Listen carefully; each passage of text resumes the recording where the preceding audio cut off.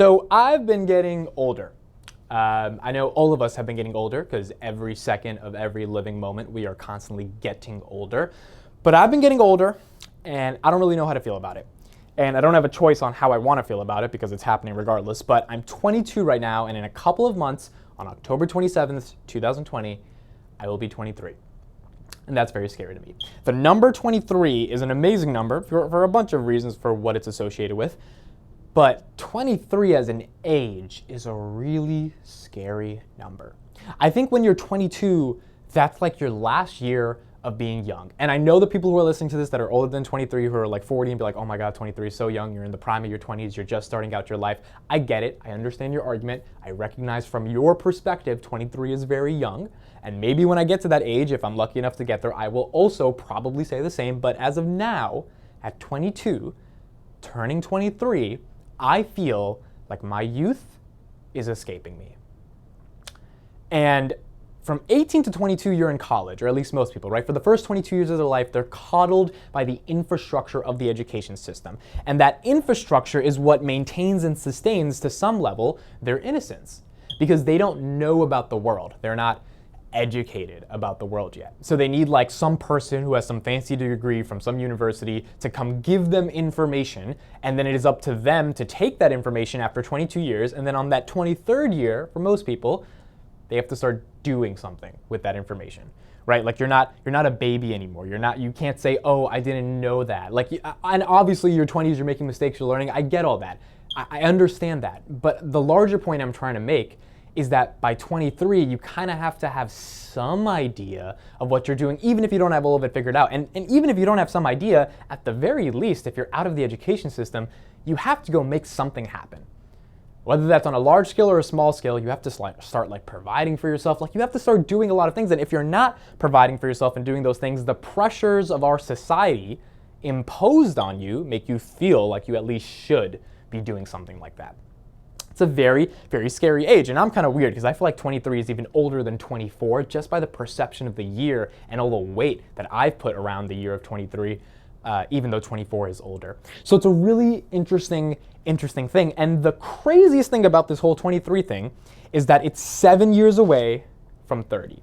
And that's the part that like actually makes me kind of nervous. Because when you're 30, you have 3 decades of living to be on this planet. Even that number, I know there's a stigma around it. I know there shouldn't be a stigma around it, but it feels weird to say that I'm 30 years old, say that I've lived for 30 years. I mean, at that point, I feel like your youth is completely gone, even though I know biologically in the grand scheme of things, 20, 30, 40, your youth is still there. And really, more importantly, 30 is just 10 years away from 40. Like 23 is just 7 short years from 30, and then 30 is 10 short years from 40. And now that I'm 22, I know that I've lived for 22 years, but I feel like it went in the blink of an eye. And at 40, I mean, you talk about scary. At 40, you are supposed to have a marriage, a family of your own, savings, a good career path, your life figured out. Most people don't even do that because even after 40 years, it's hard, given the human condition, to be able to come up with some cohesive or coherent understanding of the world, because the world is complex. But we are culturally pressured, I think in almost every society, by 40, to have this idea of knowing what we want to do with your life. So that's scary to me. And knowing that I'm getting closer to 30 and 40, I'm starting to come to grips with the fact that my childhood is kind of over. Like the experiences I had in my childhood, the idea that I'm still learning and all these things. Obviously, I know I'm still learning, but the core of my childhood is kind of gone. And now it's kind of up to me, like, do I want to take the experiences from my childhood and extract something valuable from them and implement them throughout the next stages of my life? And you can make the argument that in your 20s you're still learning about a lot of things and you don't even have enough experience to implement anything meaningful. But fundamentally, I would disagree with that. I think there's merit to that argument, but I disagree with the fact that you don't know anything about yourself. By 23, I mean, unless you just have not asked yourself any questions, which I think you should do by the time you're 23, you've got to have some understanding of like, what am I good at, what am I not good at? Like, for example, at 23, you would probably know that you're not going to be a world famous athlete, because you either don't have the athletic skills or you never trained really hard, so you can come to that objective conclusion about yourself. which is a scary thing because that means you have to know yourself to some extent, even if not fully, because we're always developing, we're always trying to figure out more about ourselves, but at some level, you have to make a decision about what you want to do with your life, eventually. And by 23, whether it's society pressures or just internal pressures, I feel like it's time to make some decisions about the course of my life. And the only way to make a well-informed decision, a decision that has a meaningful impact, is to actually take experiences and information from previous things, from previous years you've lived, and implement them to try to get better decisions. So it's just recognizing my childhood is over, recognizing my youth is escaping me, and now it's not up for me to experience more of my youth, it's up for me to take experiences from my youth and extract meaningful information from them and implement them in my daily lives. And that's also making me recognize that by 23 or by 30, by 40, whatever, you've got experiences under your belt. Like under your belt of life, you have experiences. And the weird thing is that now you're chasing for new experiences because you've already experienced other experiences. Like I kind of think this is why people get married and start a family, is because they're so bored of the fact that they've already lived the life and done a bunch of things that it's just more exciting to either experience life with another person, or it's more exciting to build another human being and like get them to experience all the things you experienced. Like that's a really rewarding, purposeful, fulfilling thing, but I think it also comes out of the fact that there is nothing else for you to do, or you already know what you can do and you know that you don't have a potential to do a lot of other things. It's interesting. Like experiences that you've already experienced, you have to come to grips with if you want to continuously experience those things or if you only want to go chasing after new experiences. And there's no right or wrong answer. It's like family dinners, right? Like that's probably an experience you always want to experience for the rest of your life. But you know what it feels like. I mean, you had that experience. Now the experience is good, it feels good, which is why you want to keep doing it.